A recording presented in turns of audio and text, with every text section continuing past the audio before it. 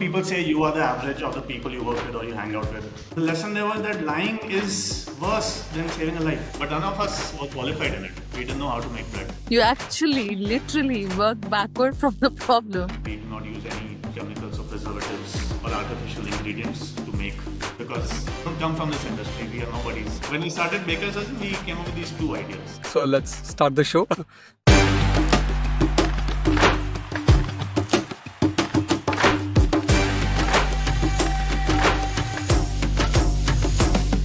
Yeah. I'll try. Yeah. So this is the part where we welcome the audience. So we are also learning the ropes here. All this is like new for us. So, Yeah. okay. So hey guys, welcome to this new episode of our show, The Diary of a Founder. This is a show where we founders try and talk to other founders to learn about their journey so that it's useful for the other founders who are listening in. Yeah. So like what we used to call it, by the founders, with the founders, and for the founders. Yeah. And we also try to understand their journey of founders from Bangalore to Bay Area via London so that we know how people across the world are building startups and maybe what we can all learn from each other across these regions. Yeah, so that's the intro. So Pragati, So, take it over. like Bala and I are both hosts of this podcast, and today we have a guest here, which is Siddharth Handa. A little bit about him is that I met Siddharth Handa at Amazon, and we were both working in the same team. Siddharth has a very successful, he was a co-founder in a very successful startup called the Baker's Dozen. And now he's doing, after that, he joined Amazon. After Amazon, he again started something of his own, which is in education space. So I think more details we'll get along the way. So let's dive into it. Very, very happy to have all of you here. So much for having me, Bala. Pragati. Really looking forward to our discussion today. Great. Thanks for Great. joining. Yeah. So let's start with the before Baker's Dozen. What led you to that your first startup? Yeah, like life before. Like you can start from wherever you like to start. Yeah. Yeah. I'd like to start from the very beginning. The interviews I conduct, my first question is usually, where are you born? Where were you born? And from there. I try to keep it brief. I think people say you are the average of the people you work with or you hang out with. I think what influences us more is our upbringing. It takes principle over people you go to the work with. Exposure in your early years is more influential, more impactful, and longer lasting. Biggest influencers were my parents. On my mother's side of the family, they were all involved in the freedom struggle. They're all from Punjab, Delhi area. Wow. My great grandmother, she was born in 1905. She died at the age of 105 in 2010. And whenever, as a kid, I would go from Ahmedabad to Delhi during my summer holidays to my Nana Nani ka ghar, I would listen to stories from them. And these are really deep, powerful stories. For example, I'm in, I think maybe in the 30s or 40s, my family was when Chandrasekhar Azad and his colleagues from the British police came home. They asked if somebody is there, and Nana, who was a teenager then, said nobody's there. Police went away. Very proud, very happy. He went to his father. Said that, see, I did a good job. His father was extremely disappointed. He almost punished him because he lied. The lesson there was that lying is worse than saving a life. It's not acceptable. When you hear such stories as a teenager, I can't really go to them and complain about a friend stole my pencil or my Tazo and Ahmedabad ke road are terrible and stuff. Expectation was set very, very high. We had to be made of sterner stuff. My buajis, mamas, mammis, they would share how would make songs, chant them with people of different religions together towards a higher cause. That was my upbringing on my mom's side. Believed a lot in spiritual quality. My great grandmother, again, she completed her BA degree in the 20s from Kendriya Mahavidyalaya in Jalsa, I think. My nani also did her BA, B.Ed. My mother did BSc, MSc. Education was always there. My nana was scientist from BHU and then joined the Atomic Research Commission. So education was a big part, freedom struggle, and setting a very high bar of expectation from life. That side was also full of My Dadaji, all came from Pakistan after the partition. He started his career as a mill worker. He was a majdoor in a mill. Second job was cleaning chemistry lab equipments and test tubes in a college, and was also studying law. He graduated first class first in Gujarat, which at that time was Gujarat Bombay combined. My father did his studies from BITS Pilani, IIM Ahmedabad. He did his business. And he joined as a visiting faculty at IIM Ahmedabad, teaching entrepreneurship to students. He's been doing that for now more than 40 years. From both sides, I was exposed to this कि यही normal है. संघर्ष ही जीवन है. Difficulties, nothing I would really complain about. Is like really high. I was going to ask, anyway, maybe we can get to this later, but doesn't this put a lot of pressure on you as a kid, right? Because I keep thinking about parenting a lot. The school I went to, my father, after his business, the mid-90s, he started a school in Ahmedabad called Eklavya. I studied in that school. Met my wife Niyati at that school. We've been classmates since class 5. And because it was my parents' school, we treated a little differently, but in the way one would expect. I was higher for me to, fight for anything. Children were average allowed to do mischief of, say, 6 out of 10 on some scale, mischief scale. I would be allowed to do 3. So there's this assumption that I had to be the model student. I could not do wrong. But there was pressure. I think I carry it till today. This certain burden that I feel, not only because of this, but generally all of us, I think, should have that burden on us, belonging to a certain privileged class in society. We've been gifted with many things that most of the world does not have. It's really on us, voluntarily, I think by default, to do something about it. Here I share my pressure. Okay. That's what influenced my sister, my brother-in-law and I to start the Baker's Dozen in 2012. We got together like this. That was your first, before that you weren't doing any I was organized work. I was in college. I did one interesting internship. I did a job in Chennai for a year. And that's when my sister and brother-in-law, both of them were thinking of doing something on their own. And they asked me if I would like to join in on this search to figure out what we want to do in life. We want to do it together or we can do it separately, but let's help each other out in this figuring out process. That's why I really appreciate when of you are trying to do this. This is how we started, and I think this is a way to figure out life. We were in a room like this and we would have a whiteboard and we would list down what I want in life, how much. Okay. Quantify happiness, money, life balance, all of that. You quantified happiness also. Right. I think it's important to just get it out of your system. Get to the real stuff. It helps the expectation of whom are we working with. I mean, they were my sister and brother-in-law. As colleagues, as potential business founders, how are we going to work together? What is the real goal? What is my real goal? That helps. So that's interesting, actually. This is one of the things that I was very curious about, that most places, family members being partners in business, right? How does it really translate? Because you have a different kind of relationship when you are, brother and sister versus when you are business partners.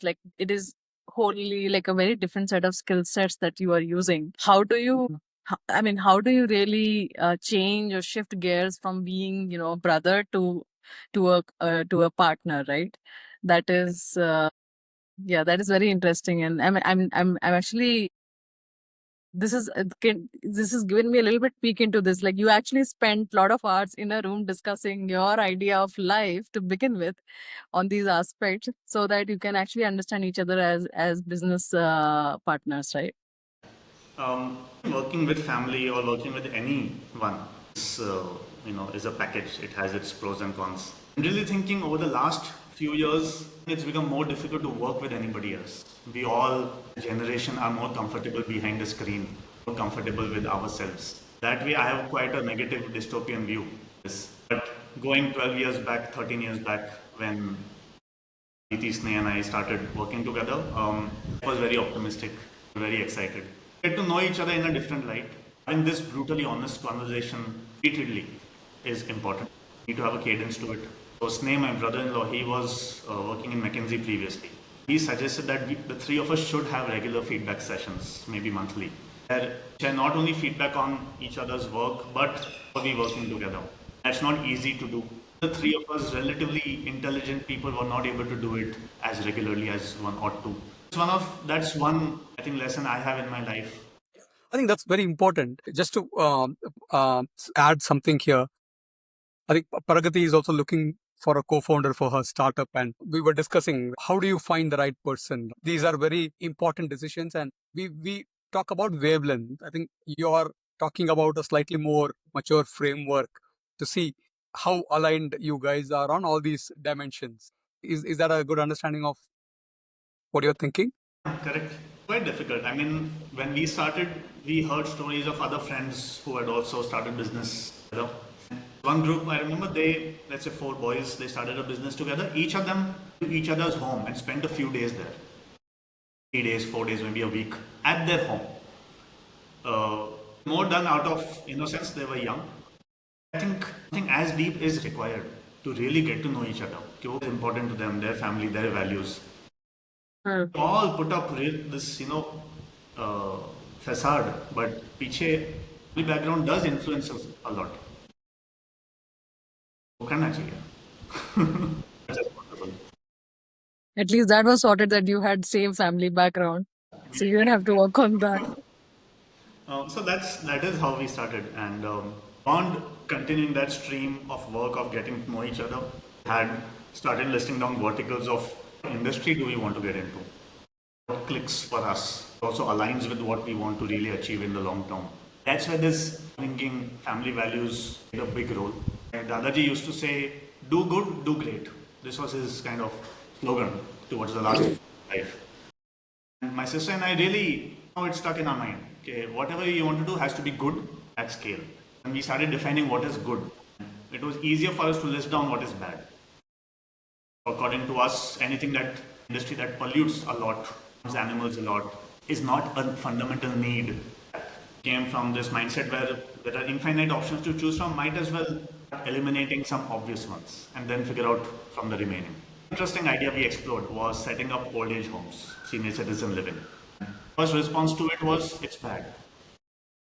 Not something I would want to do for my parents. Then how can I sell it? How can I recommend it? Clear conscience. Sister and brother-in-law are elder to me. They understood why it's a need. So I went to Tata Institute of Social Sciences in Chembur. I attended a 3-day workshop on old age home, conducted by a British organization called Eden, I think. Those 3 days really transformed my way of thinking about care sharing, caregiving. And I emerged this transformed person where I felt this is a big need. I may not be a customer for it, but there are many. And if this is not done properly, those children, those parents are really suffering. Throughout those 4 or 5 months when we were just together sitting in a room discussing, we did many such workshops. We met many people. We spent days in a doctor's clinic, pediatrician's clinic, just observing as a fly on a wall. How do they bench kids? How do they give a vaccination to a kid who is screaming, who is 18 months old, who will not stay still? Are there any interesting problems that we can solve there? So you approached all the problems, right? I mean, like, Not the idea was to all. okay. This was Okay. 2011, 12. We were just coming out of that whole financial crisis. We wanted to really look at a need, a fundamental need, like roti, kapda, makan. We listed down food, shelter, clothing, education, healthcare as the 5 verticals we wanted to see. In those 5, we listed down ideas. Okay. And then we explored. Healthcare. Very interesting. Sorry, very interesting. Like the way I started about many of us. Hey, what can I do? Right? What do I know? What can I do a good job of? Right? Which will be useful is how, I don't know. That's how I Yeah. thought about it. I was 22. So if I started from that question, my answer would be very short. Okay, instead of listing my skills, which are not much, let me see what problem I can be excited by and then figure out how to solve. That's great. And so in one of those discussions, healthcare came up that excited us, where healthcare in West is a little more organized than it is in India and our parts of the world.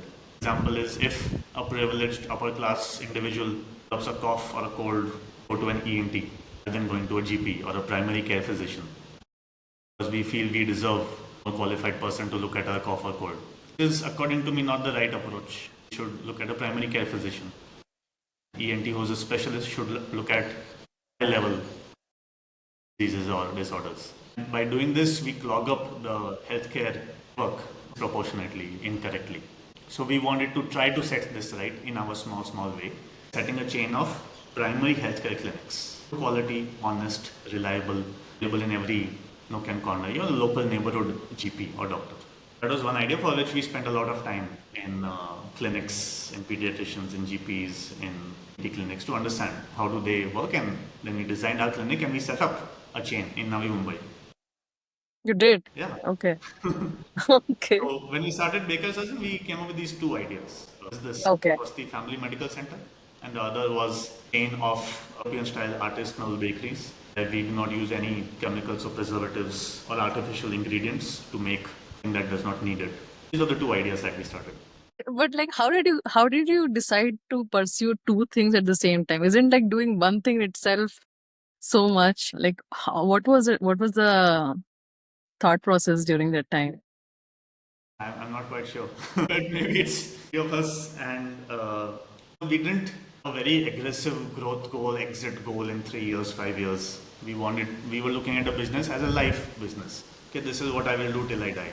We had a patient approach to business. Let's start it, let's do it gradually, let's invest gradually. Let's turn one unit profitable before expanding to second and third and so on. That was our approach. Both these businesses you started in parallel or like one after another? Parallel. Okay. Okay. After about 2 years of running both, where both were loss making, we felt this can't continue. We need to kind of cut off one arm, focus on the other. The healthcare business, the real problem we were trying to solve, one is provide some transparency between a doctor and the patient. Usually when you go to a doc, they prescribe medicines or x-rays or any tests. A patient may not always know if it's really needed. You just have to trust them. Yeah. Sometimes, fortunately, do referral just to earn a referral fees. That's the reality. And we wanted to end that. We wanted to earn the trust of the patient that we will never do that. When patients would come to us, we would give them a referral pad that you can go to XYZ X-ray center, and there would be a rubber stamp on it that says 30% discount. In a sense, is signaling you that the 30% I stood to gain is being transferred to you. Also dispensed quality generic medicines at our clinic. Khan also called us to his home in Bandra as part of his research on Satyamel Jayate, that show that he used to wear that time. Yeah. When he was researching about the healthcare industry in India. Okay. So I think we were doing a good job, but not good enough business-wise. And we had to exit that. We had to sell it. Another chain of clinics who had a similar idea, but they were doing it better than us. They acquired our clinics. Then all three of us focused on the Baker's Dozen. So this is 2 years you did both of this in parallel before you decided to focus on one. So at this point, how big was this food business? Let's talk about the origin story of the food business, what motivation and all that. It happened in quite a random conversation with somebody at a restaurant, ideas in the food industry. He just happened to say he belonged to, I think, the Taj group, respected man. He just mentioned that, you don't find French raised in India. You find them in mom and pop shops in some corners or in some apartments, but everywhere. It's not like Subway in India. That just triggered us to explore the idea. Hit the notes of doing good. We'll do chemical-free products, doing something authentic, how it used to be done in the past. And we thought it's also a scalable idea. It also hits the notes of the trend is travel Indians would return home. Bala will return in a few years, I hope. You would earn the same butter, same bread. And so we will find you and sell you our bread. That is Baker's Dozen idea came up. But none of us were qualified in it. We didn't know how to make bread. So Aditi decided that she'll attend courses on how to make. Sneh and I would figure out everything else, how to set up the bakery, what equipments to purchase. That is interesting because I thought that Aditi already knew that, and that's how you came up with the idea. You actually literally worked backward from the problem, and then wow. Yeah, that's exactly how we would think about it. That's how we think. Yeah, hey, this is what I learned. This is what I'll go do. Yeah. Hey, this is what I want to do. So let me go learn. And this is where the brother sister Jodi comes in, where she wanted to do it from the best place on earth. In her words, if we want to deliver the best, we must know the best. I thought, यार अच्छा खासा मिल जाएगा. In Ahmedabad, you can go to some nice 5-star, 7-star, Bombay, Delhi. There, we are not. हम कोई कम थोड़ी ना. So somehow she agreed and she tried out a bakery workshop in Bangalore. It was a 10-15 day session, and she returned to Ahmedabad on the third day. Okay. Not going back there. Keep cats in the kitchen बगाने के लिए, mice बगाने के लिए. That is not where she wants to learn anything. So I understood her point of view, and then she went to a very good school, French Culinary Institute or the ICC, New York. Interestingly, while she's there, May and I are attending trade fairs in China, and we are exchanging pictures of what equipment she sees in her bakery. We go to the same stalls, we show them our photo ke doing bread from these machines, we would like to use the same. And it's difficult to convince somebody to take us seriously because we come from this industry, we are nobodies, just print visiting cards. Given a nice company name, XYZ Industries Private Limited, they didn't know of it. So you were in China trying to purchase these equipments. Wow. I'm like, my mind is blown right now. So we weren't there as serious buyers, but we were there first as learners to figure out what do we really need. And then we'll keep in touch and figure out what to buy. Those relationships from them have really continued. That was also one big learning. But many years later, he was in Paris to do a patisserie course. At that time, I was also there for a few days. I decided to visit one of the suppliers whom I had met many years back in a trade fair, just as a greeting. 2 years after that meeting, we wanted to enter India, and we were one of the first customers to purchase that machine. And now that company is quite well known among the manufacturers. Okay. Maintaining professional good relations with people works. Everybody is really genuinely looking to make viable relationships. Another interesting example of setting up the bakery is, we really didn't know what we were doing. We were trying to figure out. We went to a bakery kitchen consultant who has set up kitchens for all the big bakery brands. And so Aditi and I went to his office. We sat across and we wanted to know exactly what are you going to help us with that I can't do on my own. This is what I wanted to know, asked politely. And he was explaining. Then we understood, and there was value in hiring a consultant, a very tenured consultant like him. Someone like that would have helped not only in buying the right equipment, but at the right price, and the layout in a certain way. That would also help with FSSAI permissions, things. And he told us his fees. I said, okay, thank you. Then we left. And then Dean and I looked at each other, said, dude, we are not taking it, we'll do it on our own. On music at the best time of our life. That drive, I think, really memorable to her and me.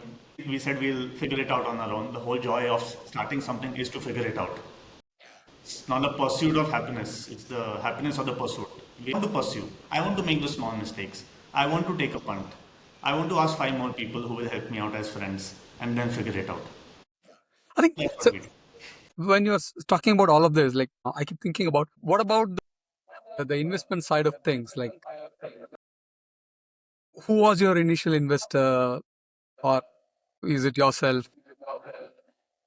What was like the family funded it? Right. It's not a very capex heavy business. Of course, you have to set up a kitchen, which does require capital assets. But if you're smart about it, you know which machines you need. So we were looking at it for the long run. Many machines we have been using now from day one for more than 10 years. For years, we have bought local machines, we have bought Chinese machines, we may have retrofitted them to suit our needs. Continued relations with the equipment supplier, supplies us European machines to also help us with a special service package. We try to be smart about it that way. Yeah. So now I was going to ask, sorry, when say because you started with, hey, what are the problems, and you picked up two problems and you also worked on it for 2 years. So I was trying to understand what kind of framework you had, the financial framework. Hey, I'm going to invest X, wait for Y years. Yeah. What is that framework you had when you started on day zero? Step one is to make a plan of what investment is needed in a business, how do you plan to grow it, and when do you achieve unit economics? Hmm. That was the first question we need to answer. Hmm. Assuming conservative estimates in everything else. Think licenses will cost 1 lakh, assume 3 lakhs, like that. Then see whether does this model work out. We have thrown our shoes over the ring. We are going to do it. Figure out how to do it. What products do we need? How large of a kitchen do we need on day one? How much staff do we need on day one? Started only with our kitchen, home deliveries. Wanted to launch subscription for bread, 2013. Started baking ourselves, Aditi and just two of our first staff. They would go at 11 p.m., bake through the night, deliver fresh breads at 7 or 8 in the morning. Sneh and I would deliver the breads. We were very committed to doing this, keeping the cost low to understand the business really at the grassroots level how it is done. So you're basically, Yeah, I'm saying go like where you were, yeah, basically investing bare minimum to first get the sense like how much does it, how does the business work out, and then making like future investments in the business. Is that how you were looking at it? We knew the business will require investment. We knew what the number is over the next 3 to 5 years. Okay. When we assumed it would start breaking even at unit economics level. We're not at a stage where we would hire a very large team, start with a very high payroll bill from month one. It's just not in our DNA. There's also something which we kind of reflect and I regret. Start a business and you're doing everything, it's probably not the smartest thing to do. You need a team from day one. That's been one of my learnings, which I'm trying. Why do you say so? Like what would have having the team from day zero help? You need a basic team who will learn with you. That a year later you are able to step back gradually from each role. Okay. You Got have it. management layer or at least a senior supervisor layer who is in place, do the work or get the work done. We Got it. were very enthused. We wanted to do it by ourselves. We wanted to learn it. I think a fine balance needs to be struck. So it's about like when do you hire your early employees so that you can groom them into the roles that to replace you slowly. Correct, yeah. And pretty soon, within 3 years or so, we had 40 employees. It's not that we did by ourselves for a very long time. So you had a financial model of sorts to know if we invest X, we will break even by Y based on your unit economics. Did things go according to your model with respect to okay. Yeah.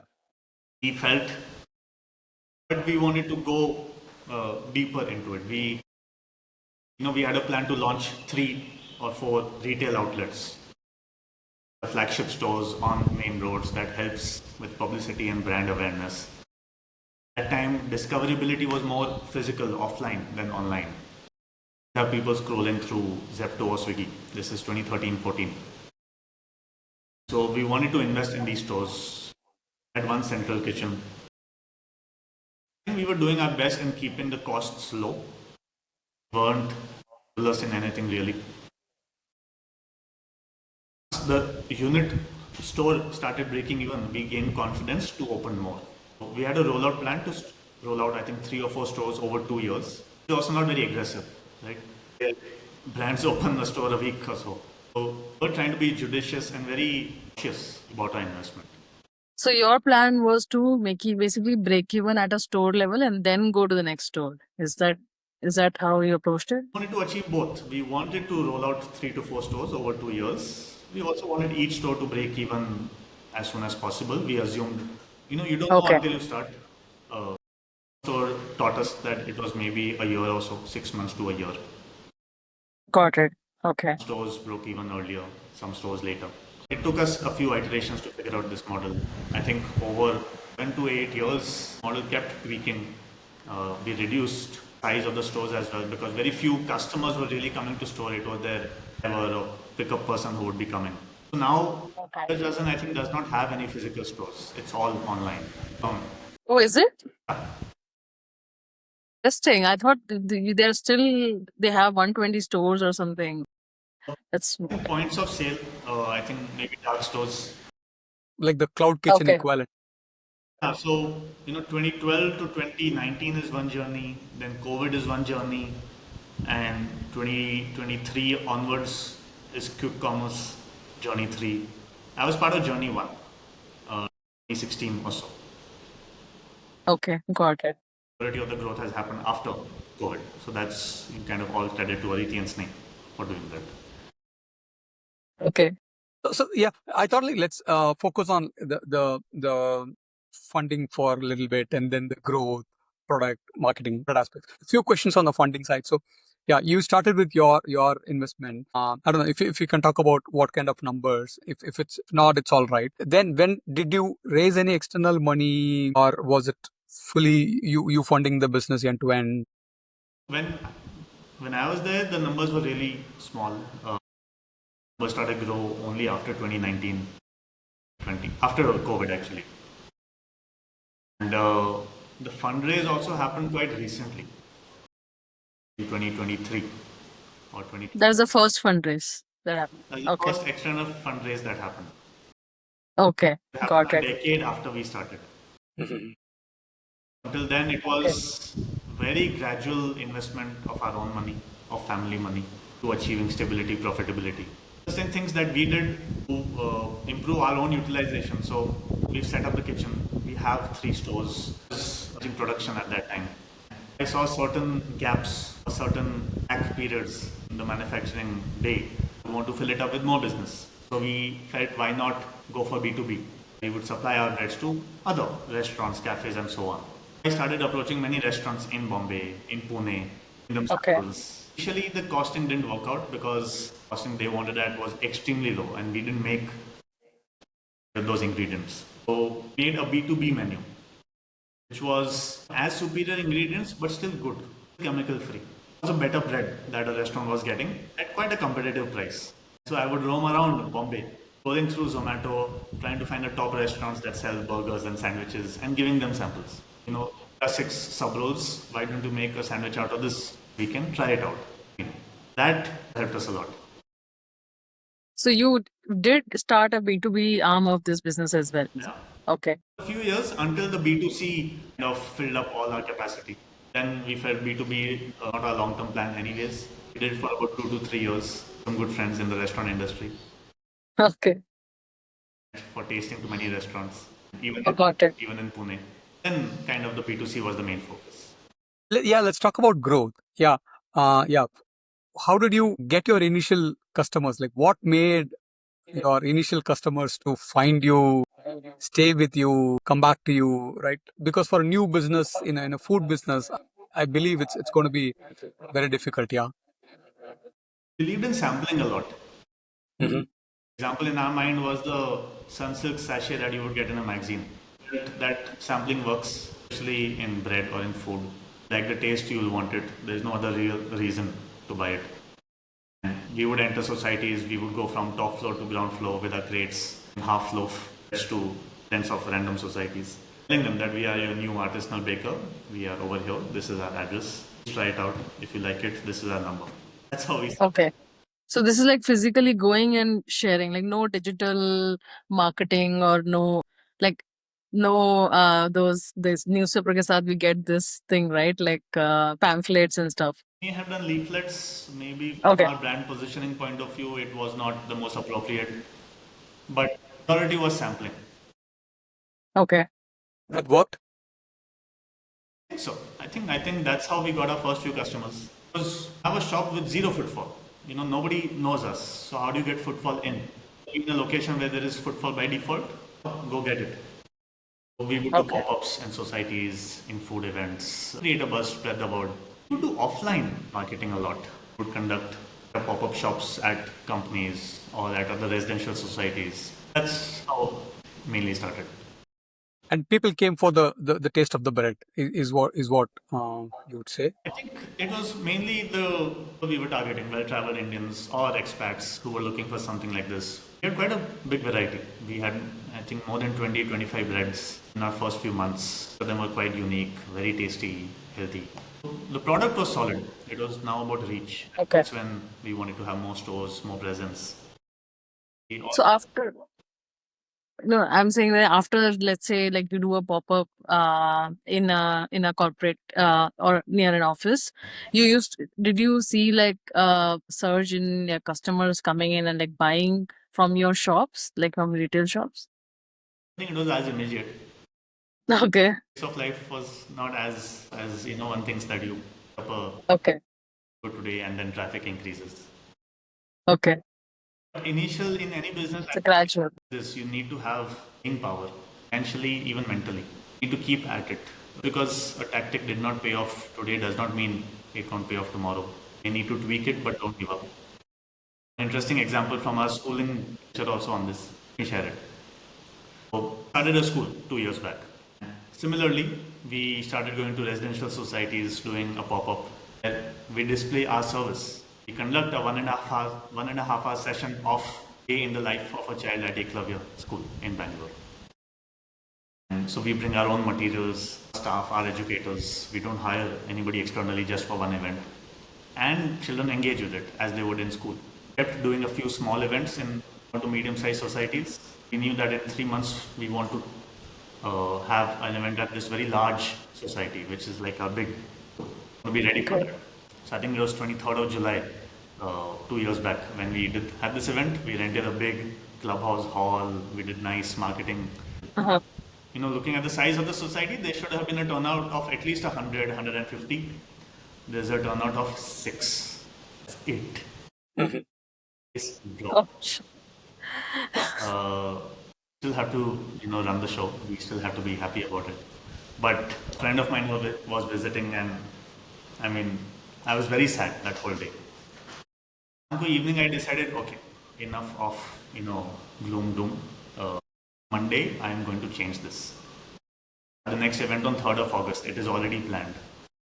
10 days, I am going to turn things around. Reached out to the society members, asking them for feedback. Where you already did the They failed. Why did it not work? Asked for 20 minutes of their time, 10 minutes of their time, coffee chats. Please help me. We are genuine people. We are doing a very good job. We are not as commercially minded. Genuinely in this. Get some feedback. If they didn't have it, they would connect me with other women in the society who may have heard of the event, decided not to go, and they spoke to us. So I did this for 1 or 2 days. And I learned that the way we were reaching out to people was not correct.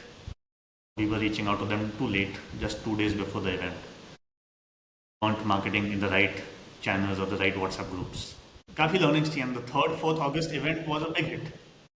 A turnout of 120, 150, again 150. A big also. This is a classic marketing playbook, right? Like you do a campaign, learn what worked, what doesn't work, right? Like, yeah, I think it's about how you learn what didn't work. That's the hard part. Yeah. And in your case, like, you actually implemented the feedback pretty quickly, because the other campaign that you're talking about was within a few days, right? 10 days. Wow. Amazon is where this got reinforced. Amazon does such a fantastic job of it. It's there as a mechanism, not as one person's feeling. Yeah. Weekly business reviews, it's there. If there is a decline, the root causes, what are you going to do about it? How are you going to measure it? Fantastic. I love it. So I guess like we were on how were you getting your customers on board for Baker's Dozen. So that is how your first set of customers happened, and like then organic growth after that is what I'm assuming, like because of these marketing campaigns over time. But to also fuel that, we wanted to be present in more places without physically setting up our own stores. There is Okay. a whole modern trade, Horeca, many other channels. We selected which are the supermarkets, food stores we want to be present in. Okay. Where our brand matches with the other product selection, or a customer would visit there. So where food store does not start making similar breads and pushes us out and starts doing private label. Sensitive, touchy topic for some Amazonians. We were approached by many supermarkets to join them, and we said no. Okay. No to somebody who's kind of giving us potentially free money. We were very careful that we didn't want our brand to just die off in a year. Understand. Can you explain that a little bit? What was like the offer? There were examples where good brands and good bakery products would be listed in these supermarkets. So supermarkets aren't just a point of sale, they have their own in-house bakery as well. Soon they may start making similar products, their own branding. We priced much more competitively than our brand or such premium brands. And so what you think is going to be a great point of sale turns out to be a dud in a year. How did you knew this lesson already before trying it out, or how do you know this? We were very cautious whatever we did. We around made any move. We guessed that this may happen. We decided to on the side of being safe rather than aggressive growth and immediate traffic that we would get. In B2B, if we get a very large order, suddenly would not accept it. We would need some time. We would set the right expectation that we will ramp up, let's say, 1,000 buns a day over a month, Interesting. then 600. Let's build our credibility with that restaurant or with the partner. Also puts us in a demanding position when we want to do something that's right. For example, restaurants, all of them would pay on time. It may be common in the B2B space to pay month of June, you pay in middle of August or end of August. They would pay in the middle of September, middle of October, and that too not full amounts. We were not used to that. We did not want to get used to that. We did not want to succumb to industry norms that are shitty. So because we were doing a good job, we can face up to them and tell them that we expect a good job in response. No bread from tomorrow. Balls of steel for us to say that because Yeah. I wanted to give breads tomorrow. I don't pay us a bit below. It's difficult to make that call. Didi Sneh and I would really fut rahi hai कि how can you say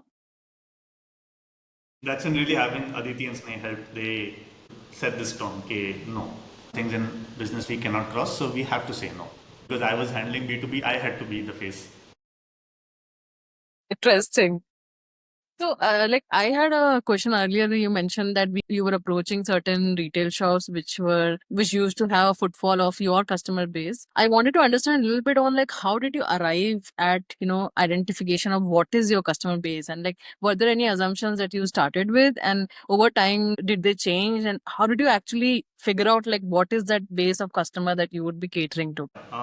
We just visited these stores. We saw the products that they stocked.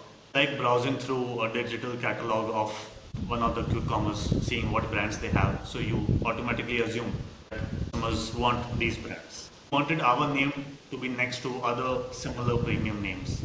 So we would approach supermarkets that are relatively in higher end localities of the city, have better visibility. They are also willing to give us a good spot in their shop. There were some stores which are extremely popular, but do not give us shelf space. Keep us on top corner somewhere. Then we would take that as well because there's still something not being present Got it. So you always there. Not want to be at a store where it's not going to work. Not just our brand image, but in some places it just won't work. No point investing in that. Yeah, but I think so you always thought of this as a product which would appeal like premium customers, and that continued over the time. Like there were no surprises on the way that you started with certain assumptions and you actually saw a different set of people actually buying it. Like did that change over time? Our hope was make a high quality product, a reasonable margin. It's still a daily product, so you can't be too expensive. Our hope was any other premium product that enters a market, whether from India or abroad, they start from the top, start being available in airports, hotels, and then trickles down the pyramid to the masses. So that was our hope, and that's how we started with a flagship store, more flagship stores, markets, restaurants, and that's how we wanted it to spread. And how was the pattern in terms of like users, like a new user? What was the retention period? Like how many repeat customers did you have? Like, do you want to talk a little bit about, what was the trend in terms of customer buying patterns? We weren't measuring hit rate as we would at Amazon. Okay. It was judging how much to every day, every week, every month. That's a big problem to solve in supply chain. Can't predict, and I was really hoping when I joined Amazon, I got a much more refined answer than I had. Are you saying you didn't? My solution was a smiley face. Starting from Sunday, demand. Okay. Wednesday, Thursday lull, Friday, Saturday picking up. Okay. This is what we just observed. We observed this by overstocking every product. So I know what is the potential each bread on every day of the week to set the H naught, a base assumption. Got it. Initially, So that always out of stock is not impacting your always calculation. overstock for weeks, let's say a whole month. Yeah. No demand is of 12, stock to 15 months. So we would keep doing that. So we establish some base assumption and then we keep building on that. Okay. To this comes the variable of seasonality, festival, holidays, traveling. Second variable of first party, our own promotions, marketing campaigns. We had a very nice bread called blueberry and cranberry bread. Expensive, delicious. Wanted to really push that. If we run campaigns on that, then I would overstock intentionally when campaigns work. Correct. So how I would look at quantum of sale. Repeat rate, you had to be at the store. But for a given store, you can find the growth and you can do some estimates based on that. We didn't have it at customer, check it at customer level. Yeah. We had it at store level. At a store level. Store level, yeah. We knew because we were at the store a lot of the time. Staff was regular, so we know who is going to come when. We would keep the breads packed and ready in the morning. Our Bandra store opens at 8, closes at 9 p.m. So by 8:30 a.m., about 20 packages packed and ready. Those customers who are definitely going to come. We knew. We would start doing that proactively. We don't earn more out of having it pre-packed, but it's a gesture. Delivery boy starts liking us. We keep change ready. Things helped. Yeah. Yeah. So yeah, just going back to the growth. Yeah, I think you mentioned like 4 stores in like the initial 2-3 years. Then like, did you grow at a faster pace? Like, how did the next set of, at what rate did you get to the next set of stores? We stopped at 4 stores for the first 4 years or so. We wanted to expand to another city, but publisher and advisor to us enforced the idea of unit economics.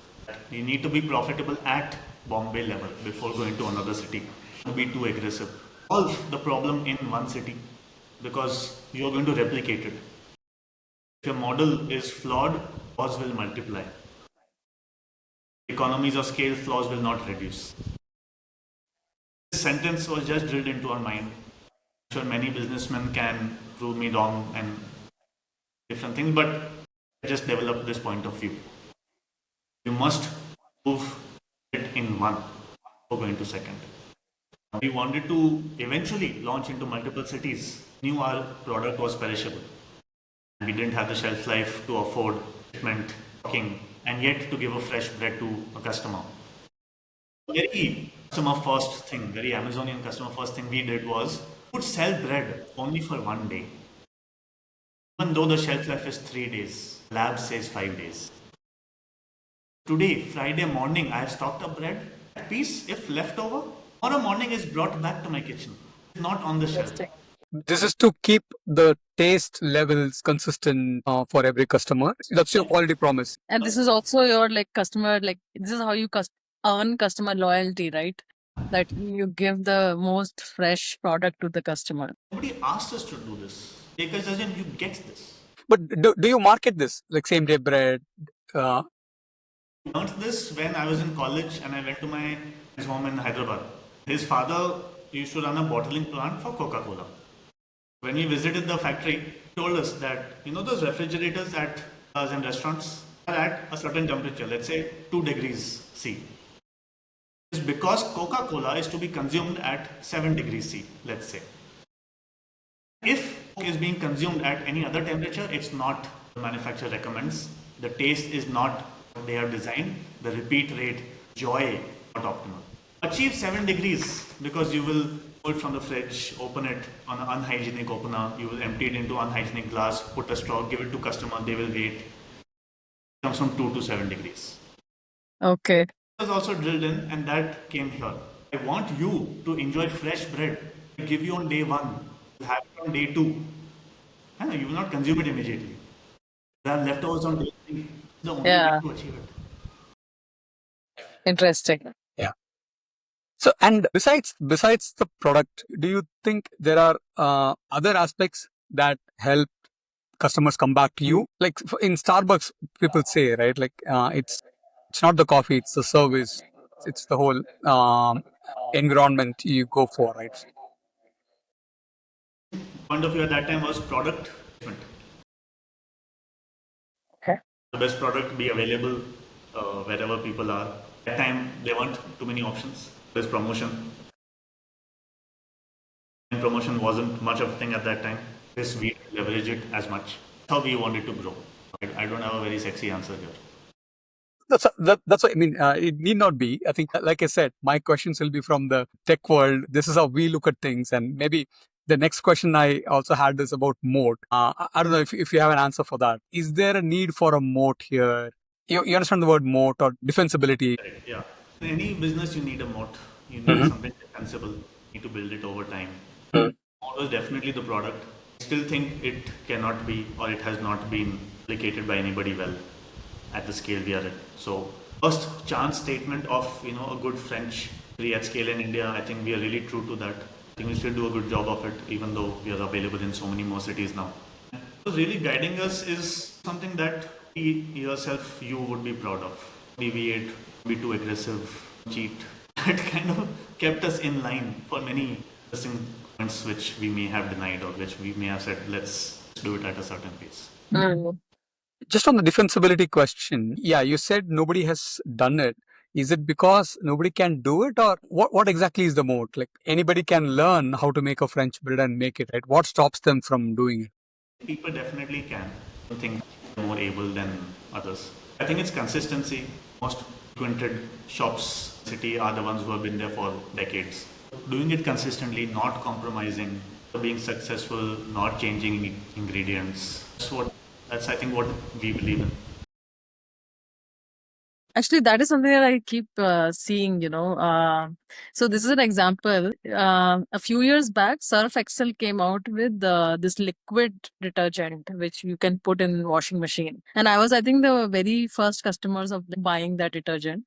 And I bought it. The first bottle I bought was like the liquid was very like dense and it was like high quality, and I was very happy with it. I bought it, I think, couple of times. It was the same quality, but then third and fourth onward times, it was very clear that the concentration of that liquid has reduced. Like it used to be very thick, then it started becoming thin, and with every iteration, I felt that no, it is becoming thinner and thinner. And I think at some point they adjusted and like kept at that scale. But now, like I mean, I still buy that, but it's like I think concentration is half of what I bought at the very first time. And I've seen this with a lot of products, like when they scale, like one of the company which came in Shark Tank and also selling oil. Actually, the oil, the first level of quality was very good, and then I bought that oil again. The quality deteriorates because now they have scale, and like scale impacts quality. So when you said that maintaining quality over time, like I think this is like very, very important. And this comes from like very hard values, and that I think that you made really clear in your foundation story, that you come from a family that has like such strong values, because it takes that much to be true to the quality. Yeah, it's very hard. This can Yeah. be made into corporate culture. I had a great time at Amazon, and the way we approached any project or the scrutiny initiative was put through was very high. It's fantastic. That's where you learn the importance of a mechanism. It's not just a good intention thinking. It's a mechanism. If things don't go through this, it's not going to launch. So my exposure to the corporate world, I didn't know of it before I was doing most of these things on feeling. Interesting. Anything that we want to cover on Baker's Dozen? Because I also want to talk a little bit on like life after that. Yeah, maybe So I think like this is a different kind of business. We might have missed any important questions that you think we should cover. Yeah.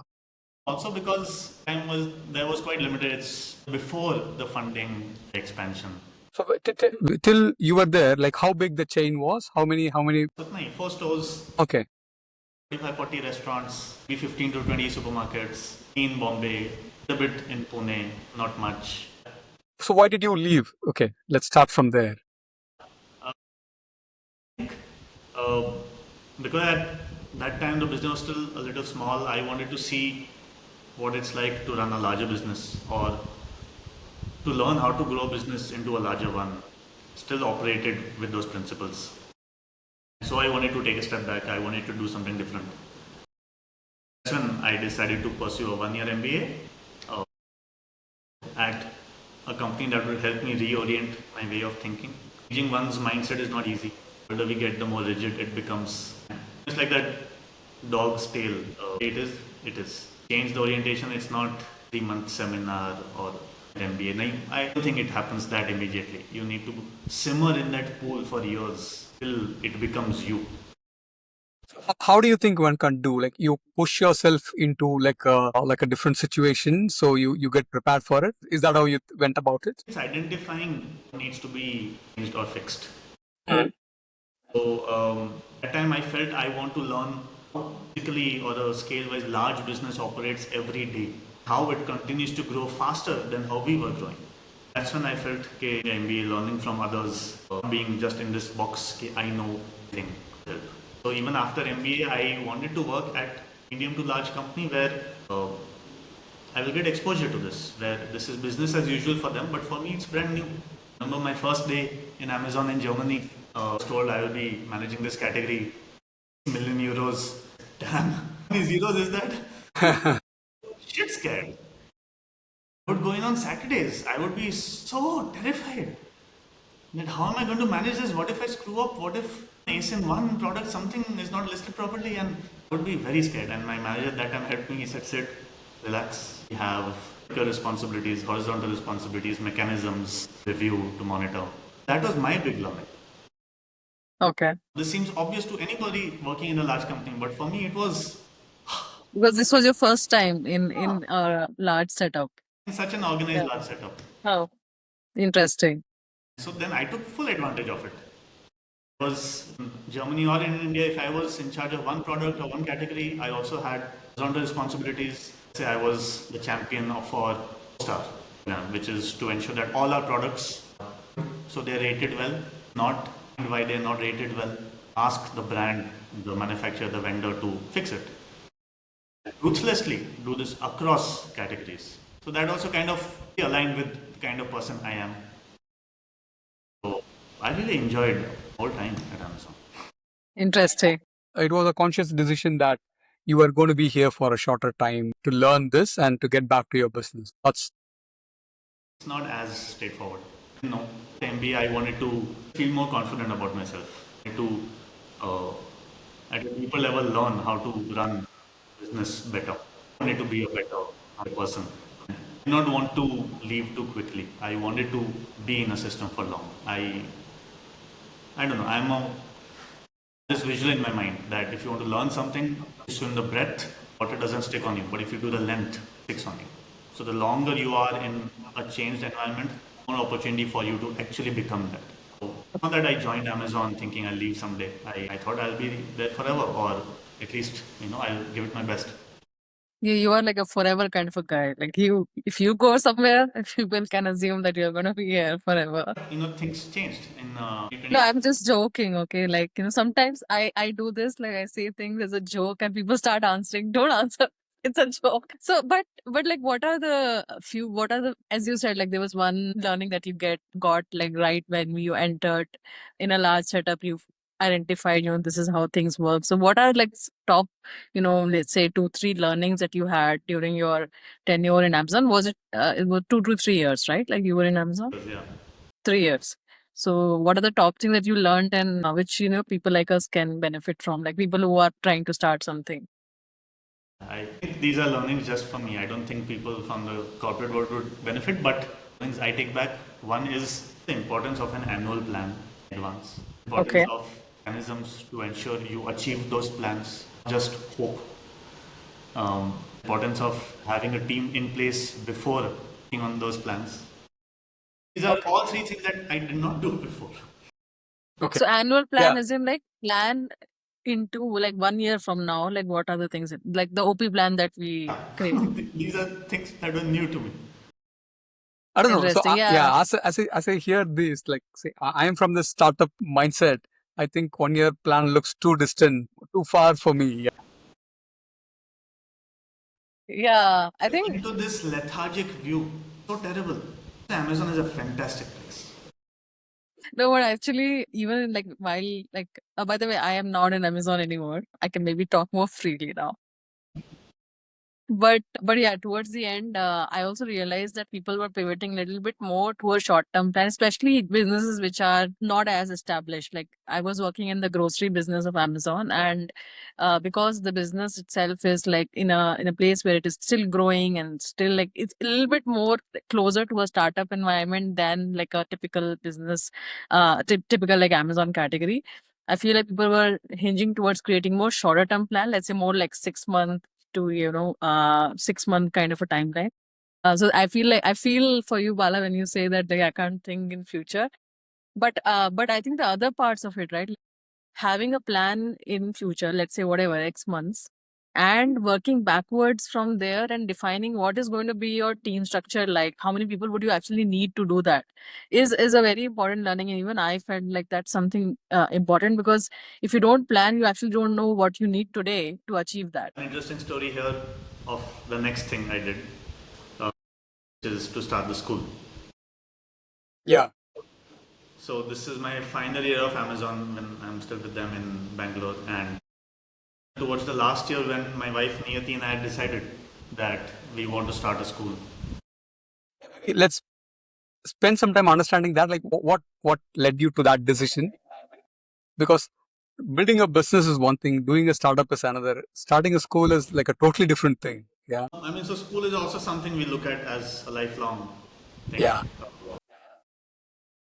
He and I are going to be at Eklavya till our last breath. We are not going to leave this anytime. The first ones in, last ones out every day of the week. It was in 2021 when we were still in Germany. Niyati was pursuing her Montessori program. I was with Amazon. Just felt that is this life? Is this what we are going to do for the rest of our life? Both of us are quite similar. We seek purpose in what we are doing.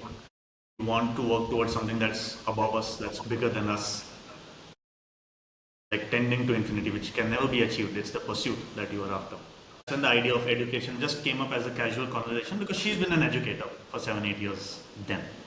She was doing the Montessori program, which was from a very good institute. So I said, that's it, I want to start a small preschool whenever we move back to India. Slowly over time, had our daughter, Naina. Something switched in my mind where her months of convincing just cliff, and I was convinced. Okay, I think this is something I can find purpose in. Education was anyways part of our first Golden Five. Yes, I remember that. And my perception of education comes from my father's approach to running his school. I've seen it, how he does it. It's a very charitable, philanthropic way of running it. Not doing it from commercial point of view or give back or return point of view. Success will be what Eklavya graduates are 30 years later. Are they good human beings? Are they helping in society, building a sustainable future, the leaders of tomorrow? This is what kind of I think his success metric would be. And you'll have to wait 30 years. There's no other way. There's no proxy. No class 12 marks will result in that. This journey of 12 years, what we do every day. We live every day. Pack our bags the night before the next day of school. All these things matter. That's what I wanted to do. So your father's journey, was there an inspiration for you, like when you thought about starting this? Kind of the opposite, because we are still young, and he started this school. It was done as a philanthropic initiative, and told Niyati, my wife, that I want to retire. We still have to make a living. We still have to earn. We're going to do this with the school. It's not going to work. Again, then working with your family. So I listed down. I wrote a paper because I was in Amazon then. Sure. Shared my concerns. It worked out. I mean, she shared quite actively what her suggestions are for each concern.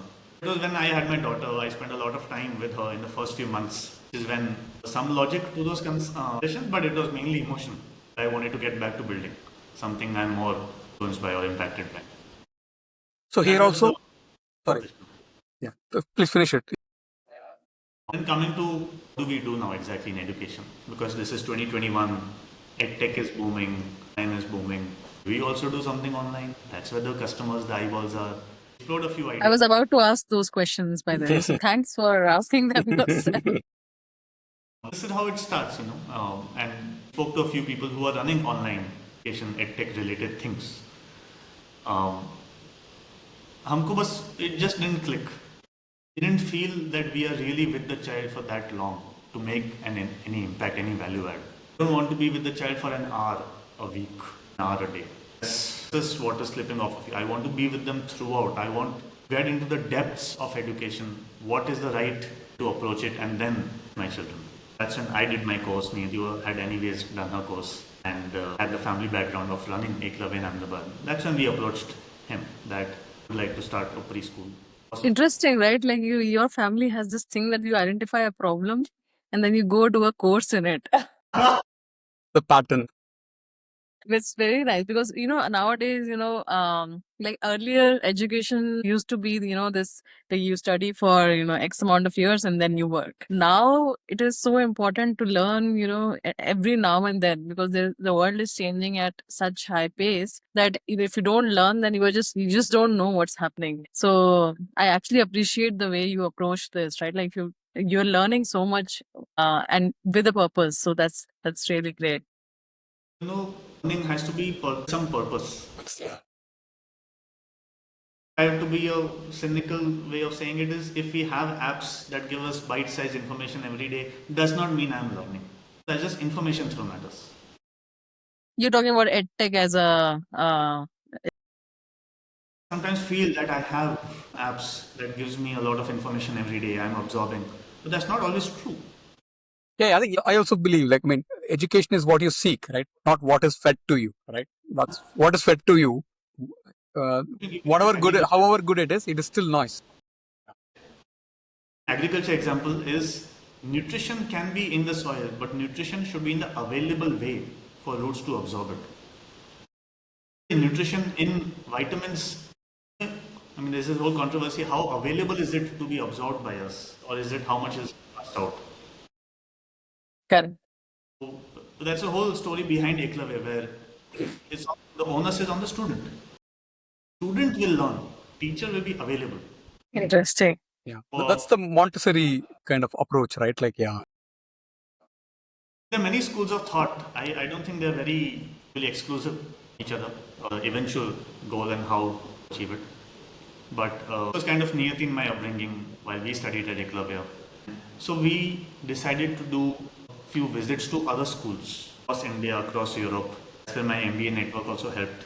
Asked them that we would like to, just like we did in the first business, we want to spend a day in your school. We have fly on the wall, we will not disturb, we will bring our own water bottle, we will not interfere at all. We want to see how you manage a school, day in the life of a teacher, a child, a parent. The interesting problems we can solve for a school or as a school. My father had done this in 95, 96 when he started Eklavya. So it's kind of this legacy. And you decided to name your startup same as your father's startup, right? we borrowed the name he did because we were also borrowing most of the philosophies and the way it is done. We agreed with almost all of it. Wanted to set up like a second branch. So that's how it is.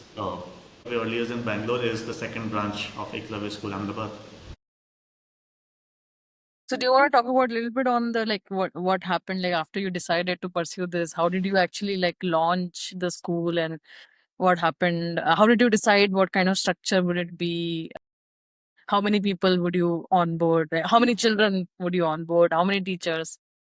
So we decided, we went through the whole gestation of online, offline, activity program versus on school. We were quite convinced that we are very happy with a school by ourselves. We want to be involved in the school. We want to be teachers. We want to be there. We don't want to look at Excel while somebody else runs it. Then came the physical aspects of finding the land and the building and so on. And that's when kind of learnings from Amazon kicked in. We had to make a plan, get the right partners in place. We were new to Bangalore. We didn't know many people here. And why did you decide to do this in Bangalore? First, we were here and we wanted to be here. Third, we felt it's a good market for a good school, something that's rooted to Indian values, providing a very rich exposure to our children. This is a value proposition this school can exist anywhere. I don't think there will be any city which will not accept us. The optimist in me. The question comes in Bangalore where? Because Bangalore is not one city. So where is the school? It's in North Bangalore. It's near Yelahanka. I'm at school right now. The process of finding the land, constructing the building, finding the architects, lawyers, CA, project management coordinators, civil contractor. I think we did pat on the back. Good job. Spent almost a year designing the building. Had people in place a year in advance before excavation started. Interesting. So you applied your learnings from the first stint, right? Like from Baker's Dozen. Correct. Because in a new city, need pillars, need strong foundation of our friends, professionals who will help us. No education, there is a whole world of other stuff to figure out. And these are expensive decisions because this is a capital asset, it's a building you're making. I think we did a reasonably good job. We found good people to help us with this project, and it took us 17 months to go from excavation to building being ready. Who comes visits the building, who's from this background, they say quality is fantastic, speed is phenomenal. Both ends, on both parts of the graph, we are really in the top right quadrant. And this is like a successful story, well executed, thought through project. Okay. And in this case also, this is like funding. If you want to talk about funding, like how are you getting the money to build this? This is also self-funded. Okay. Interesting. We are mentioning our costs here is leasing in the long run instead of buying it. Getting our partners in place a year in advance, the right vendors in place to save almost 12 to 15% foot on building construction cost, which is huge. These things matter. Negotiating, which is also around 10 to 12% lower than market rates. These things. How do you do this? Like, is there a magic wand that you have? We started early. Okay. Not in a hurry to buy or to lease. We're not as desperate, or at least we tended not to be. Because you had time, you could negotiate. And before approaching any land agreement, we would discuss with a few people what is their experience, what are clauses, what are less obvious that we should make it clear from day one. These negotiations are difficult. They're not with necessarily always with professionals, they're with landowners who are farmers. Barrier. All this we had to figure out. Get the land, you have to convert it, go through BDA. So many processes are there. I thought I have done it in Bombay with food, this will be a piece of cake, but I was asked in my face, this is a really, really difficult market to get stuff done. Okay. school is functional now. School is functional, so Okay. planning there to a minimum viable product to get it started. Mhm. The first word I've used, that's your language. Let me explain it here. Sure. Can you put it a little bit like on the center? Yes. If this is our land, it's like a long Kit Kat bar. Drew a line here to the main road. We said the front part will be parking. This will be where the building is. Asked the architect that how long does it take to design a building and to build the building? He gave vague answers. But we understood it's long. So we said, okay, I want to start the school here in a temporary way for 1 year.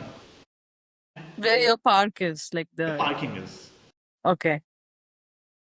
At 1 year, we figure out the designing and construction at the back. We start the school. We tell parents this is a temporary campus, a big campus. So them photos of what it will be like. Yeah. We try to convince them with some credibility that believe us, construction will start soon. And that's how we got. The first child was very easy, my daughter. The true first organic child, I think, was a month or so later. Very, very special moment, very precious. That's like the first of confidence in us. And the joy or the pressure of the first child is 100 times more than selling the first organic bread. Because, parents have decided this for their child. Not on a trial basis. It's probably for a decade or more. It's a huge, huge, huge thought through decision. Each such decision is a vote of confidence in us. So how do you approach I just want to ponder a little bit on this onboarding journey for your Like, by the way, like, you can maybe give us a little bit on like how many students you have right now, how the journey was, how did you really make that happen? What kind of, maybe like, probably you did some pop-up shows in the societies and stuff because you already talked about it. So how did that happen? Do you want to talk about that a little bit? So for this, we had a plan. First 2 years of the plan is a lot, construction related. Campus will be ready, what's the capacity, and so on. What we were telling parents is only 1% of that. They are more interested in what is my child going to do, what are they going to experience here. So we had to have a very clear value offering, not a product. The hope of a service that the child will get over the years. We had to convince them that a way of thinking is something that aligns with theirs, and we are going to execute it, not going to succumb to market trends or what someone says, but from our of thought. Conviction is what we are offering. So this is really hard, right? Because like in your first, and when you're selling bread, you can give bread to the customer and they can taste it. It's like, I mean, things are pretty clear. But here you are selling an idea. It's hard. So I remember, I think our kids went to Neve. You will know Neve, right? So Neve also, when it was a small school, it was a very mission-driven kind of a school. Very similar story. They had a small building in the behind, building the big school in the front. Your story resembles a lot like Neve. But as it grew bigger, anyway, we came here, we moved here, and we hear stories like, yeah, it's become more the traditional corporate school. Like they were not able to hold on to their original values. So yeah, I know it's hard, but I don't know how do you do that? Yeah. It's our nature to stay on track. Now, Niyati and I can play a legacy of doing so. Our career also speaks for it. We say that second branch of a school is after 28 years. Quite a solid statement that we are not really in it. Open hundreds, not the game. That's not the goal. Our integrity comes out. Conversation through discussion. Parents are able to see it. May not be as it's a very long discussion that we have with parents. The parents when they come here, they stay on for 2 hours, 2.5 hours. We're very happy to do that. We don't have limits that we will not speak more than this. We'll put a or admissions consultant. You are talking to all these Want parents. to be here always. We discuss, and they also want to meet us. I'm sure any parent would want to meet who's in charge, going to be running the show, who determines what is right, what is not, where is the line. Got it. Like Amazon's leadership principles, we made certain policies and qualities that we will be in at Eklavya and mechanisms for it. Okay. For example, research through visiting other schools, meeting parents, we learned that sometimes parent I may have anxiety, information asymmetry of what is happening in my child's school. No idea. If somebody asks me, if a relative asks me, Siddharth, how is your daughter doing? What did she do today? I don't know what to say. Say vague words like she did coloring, she did dance, she did outdoor and indoor play. To help parents give a more insightful answer, we had 2 or 3 mechanisms. First, we decided to publish a monthly newsletter in print instead of a 6-second reel. Print will have a few photos, text. The child is excited by it to take home and ask their parents to sit and read with them. We're also enabling 20-minute quality time between a parent and child, which has now become a school's responsibility to enable. They're happily, proudly doing it. Now a parent can aware and awake of what's happening in kindergarten to grade 12. They know everything. So right now you are what are the standards like that you have currently? Started with the preschool only. Next year we'll add grade 1 and 2, and slowly every year we will add grades up to grade 12. As your children are growing, you will keep adding. It's typical of schools. Helps us stagger investment over so many years.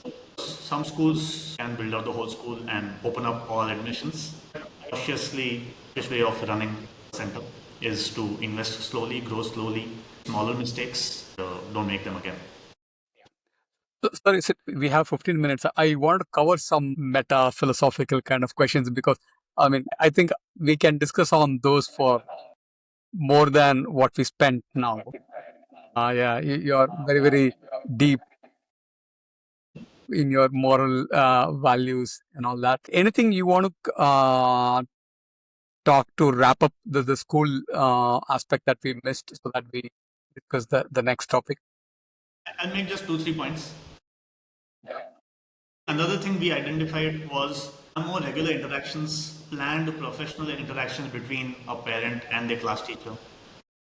So, of parents who would typically visit a school twice, thrice, or 4 times a year, parents visit Eklavya 15 times a year, conduct workshops for them on Saturdays. The class teacher shares with them what I'm going to cover looking for the next 2 weeks. Broken the annual curriculum into bite-sized 15-day curriculums. Also wanted children to get real-world exposure only in the classroom. So we take them on field trips, about 15 to 20 field trips a year on school bus. Each field trip, for example, if they go to supermarket or hypermarket, see the supply chain from unloading and grading to shelving, the quick commerce store as well as the main store. Just displaying. They see it, they observe it, they pick up what attracts them, and we discuss it in school. I don't believe my competitors are now like, 4, 5-year-olds children. So this is normal for us. Field visits will continue till grade 12. Complexity improves year over year. 6, 7 children are going to AI and drone facilities in Ahmedabad and Gujarat. We came up with many such fundas or policies that we are going to do. We're going to do this no matter what, regardless of the board we are in, regardless of the city we are in. This is us. This is what we believe in. This is what we'll do every day. One of your questions that I read recently was, what do people not ask you that you would love for them to ask you? Yeah, we can get to that. But as I hear all the businesses and how you think about things, I want to ask about money. How do you look at money? How do you think about money? Is it a means to something, or like, hey, this much money is enough? I don't know. What's your idea on money? Yeah, especially in the world where everyone is after money. Like, we would like to hear your thoughts. Doer. That's what excites me. That's what I want to think about. Money important. It's a consequence of doing good. Consequence of smart. It's a means. What I think about is the purpose. What I want to achieve at the end. Everything else is a means. And a skill. Procuring the funds is a transient. Yeah. See, you also spoke about scale, right? So, and money is a means, right? And you are doing everything with a purpose. Say, Eklavya, if it's a school built on a strong value system of yours, don't you think scaling that also would spread the value to more children, right? So there also the money could be your enabler, right? Like, how do you think about that? Breadth versus depth debate. I've always been more of a depth person. I believe in doing one thing well. I'm very comfortable in doing that one thing forever. So I'm not going to measure Eklavya or my life based on the money I earn. It's going to be based on the number of people I impact, or better planet do I leave it behind. This is how I'm going to think about it. When I'm 80, I'm one of those loud uncles downstairs in the park. This is what I'll be talking to youngsters about. So you're not as, yeah, I mean, I'm just like a follow up on that is that, you're not as much into, you're more into like doing this one thing right. And maybe, but you will be limited set of people only. Like, do you have any thoughts on like, how can like more people benefit from this kind of a structure? I think my mind need to first cross a hurdle of doing one thing right to be able to think of doing it more. Do good, then do great. Uh, so I don't want to chase scale till I have cracked it. Till have center or one unit that works very very well, the right people on it. So I am not chasing that. We do end up. Niyati and I have never discussed this the second school ever. Not even fleeting discussion. Okay, I think the related Interesting. question is success, right? Like, so you, so according to you, so if this school is going to be your legacy, I mean, seems to me like that's how you're thinking about this. And if this school is successful, you would be happy that you led a successful life. Is that how you measure it? Make me sound like some Swami. Make me sound like a Swami. Yeah, that's how you appear to me, because a lot of my values are slightly different. You make me feel very guilty, Siddharth. That is the thing. Like, I think Siddharth does it with everyone around him. So So what's the question? No. In terms of how do you measure success? What do you think is success in life? You partly answered that question. So yeah, if you want to elaborate. Thought about this a little bit. I don't think there's one thing that will make me feel that. I think uh, I'm very heads down. Look at every day as an opportunity to succeed. Uh, for example, just today I had a great conversation with our driver and our security.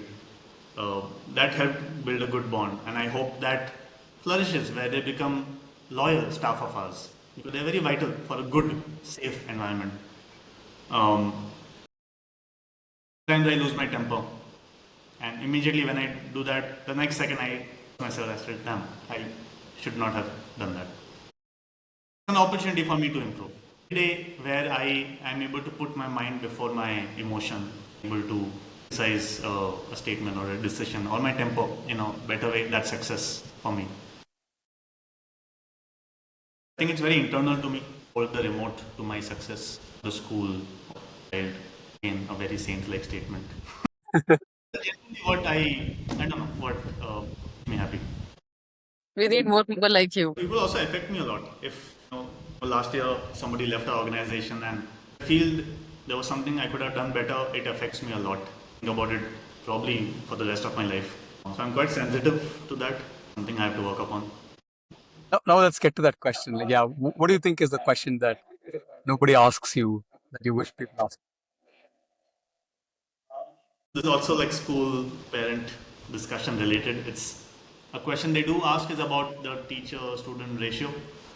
Um, but I think it should be the opposite of that.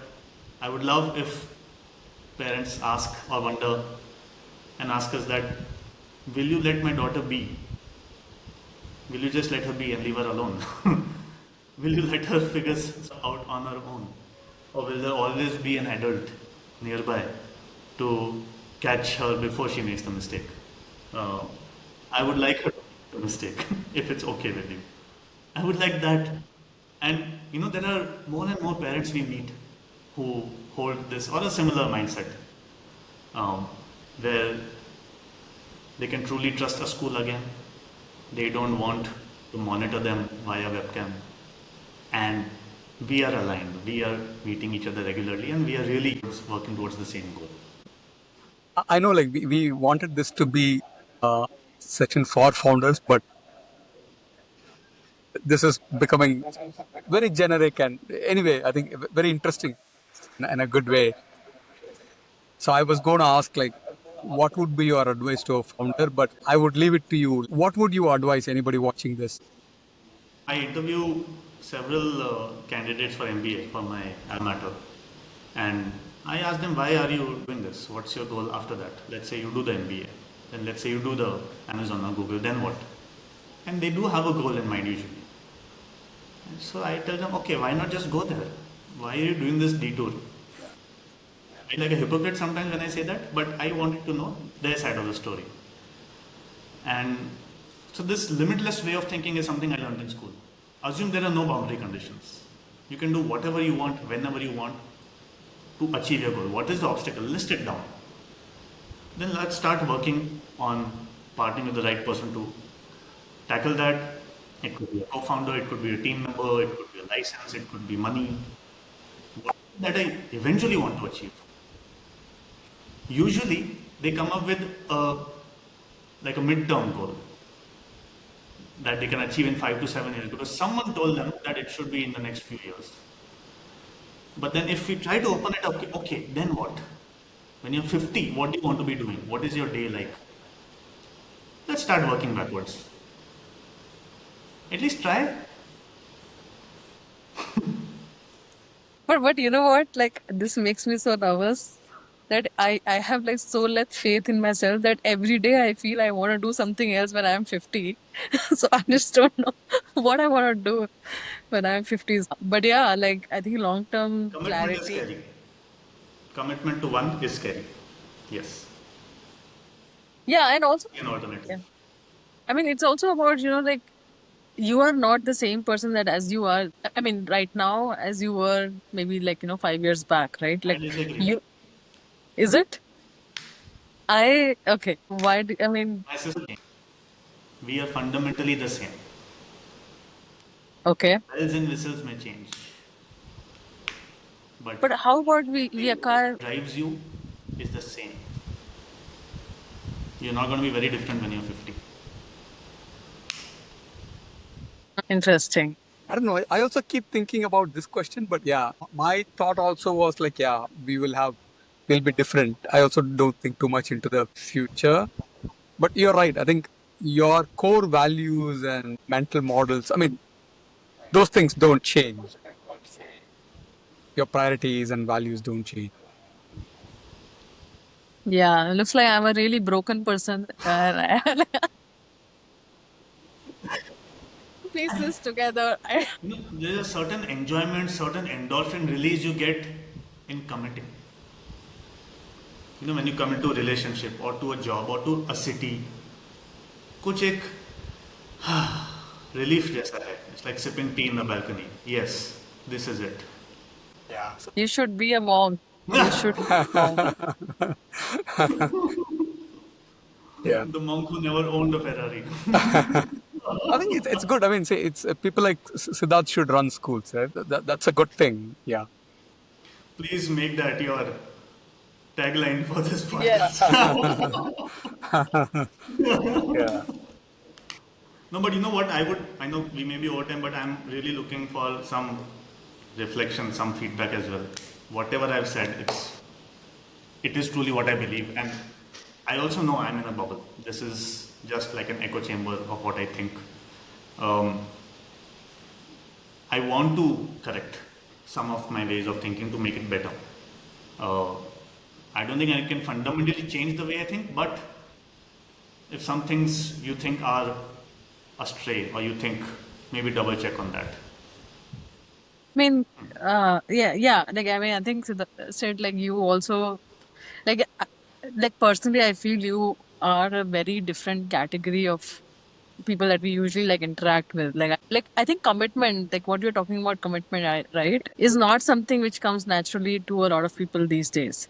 Yeah. Commitment to anything, like commitment to even reading an article for 10 minutes, or commitment to being in one place for 2 to 5 years. Like you're always on the lookout for something else. So yeah, I mean, this requires a little bit of a detailed discussion, but what would be interesting is that what is it that is making us so scared of commitment, and what is it that is making you so prone to commitment is something that's a stark difference that I noticed in the overall conversation, right? When you started the baker dozen journey, then you like were in Amazon. That time also you said that you went into Amazon thinking that I'm gonna be here forever, and then like now you are in education and you think that you're gonna be. So your approach looks to be like very different. Like when I create a plan, I would say, yeah, I will do this for the next 5 years and let's see what next. So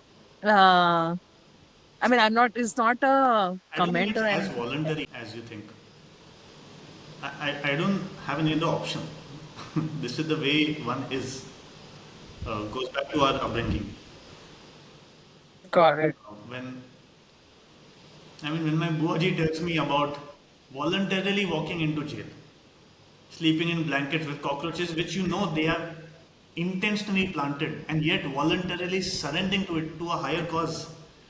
कहाँ मेरा 2 year goal, 5 year goal, this switch, that switch? How can I complain? I would say, yeah, you are like really born in the like But I think, but yeah, I yeah, think so. I I'm think, very yeah. inspired. Sorry, I think when you keep talking about upbringing, I think as a parent of two boys, I also think a lot about parenting.